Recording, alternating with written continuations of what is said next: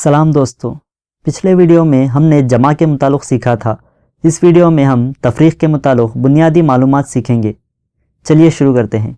तफरीक़ या नफ़ी, इसको माइनस की अलामत से ज़ाहिर किया जाता है।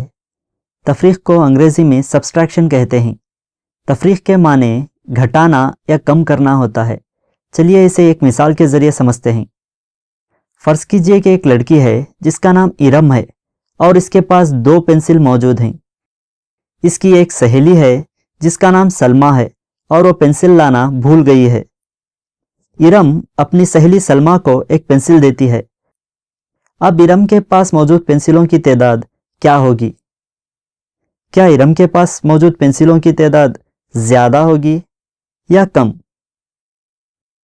जी हाँ, इरम के पास मौजूद पेंसिलों की तादाद कम होगी। इसको इल्मे रियाजी की इस्तिलाह में तफरीक़ या नफ़ी कहते हैं। इसे एदाद में इस तरह ज़ाहिर करते हैं।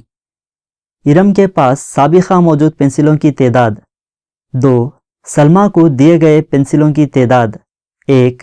चूँकि यहाँ तादाद कम हो रही है इसीलिए नफ़ी की अलामत होगी, यानी 2 नफ़ी 1, जिसका जवाब 1 होगा। चलिए एक और मिसाल के ज़रिए तफरीक़ को समझते हैं। 10 नफ़ी 4, इसका मतलब ये हुआ कि 10 चीज़ें हैं, हमें इसमें से 4 चीज़ों को निकालना है। फ़र्ज़ कीजिए कि 10 गेंद हैं और हमें 4 गेंदों को कम करना है। चलिए इन्हें अलग कर देते हैं।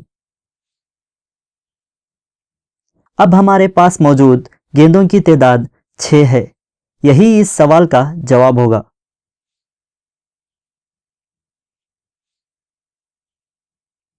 ये रहे आपके लिए चंद मशक़ी सवालात। वीडियो को पॉज करके इन्हें हल करने की कोशिश करें। यह था तफरीक़ का बुनियादी तसव्वुर।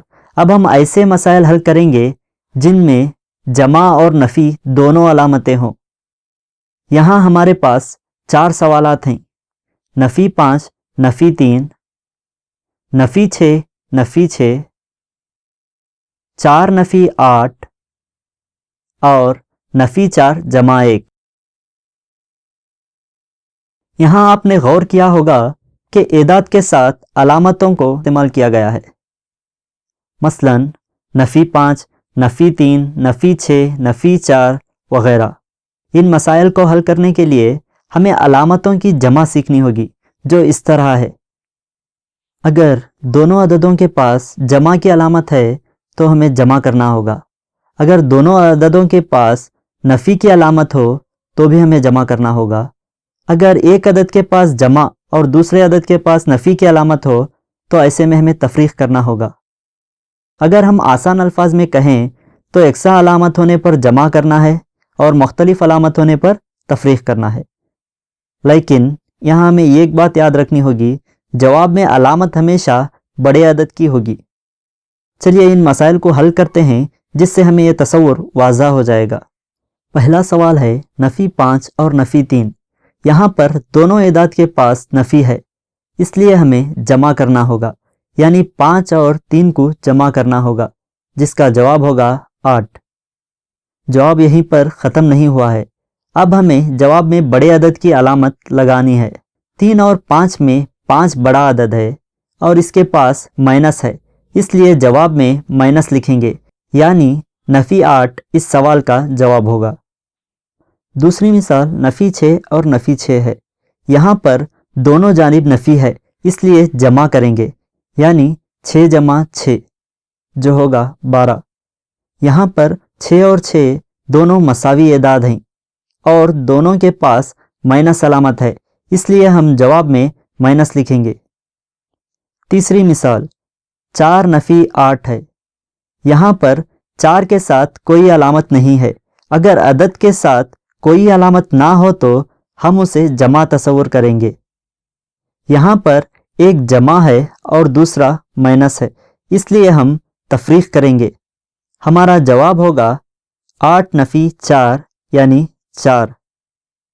और बड़े अदद की अलामत नफ़ी है तो इसलिए हम जवाब में नफ़ी लिखेंगे। चौथी मिसाल नफ़ी 4 जमा 1 है। यहाँ पर भी अलामतें مختلف ہیں، اسی لیے ہم تفریق کا عمل کریں گے، یعنی 4 نفی 1 جو ہوگا 3۔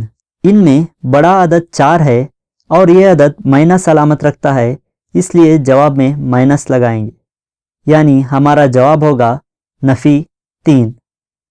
دوستوں، یہ مسائل آسان ہیں لیکن ان کا تصور دماغ میں واضح ہونا ضروری ہے، اس لیے اسکرین پر موجود مشقی سوالات کو ضرور حل کریں اور جوابات اس ویڈیو کے ڈسکرپشن میں دیے گئے ہیں، جانچ لیں۔ امید ہے آپ کو تفریق کا تصور سمجھ میں آیا ہوگا۔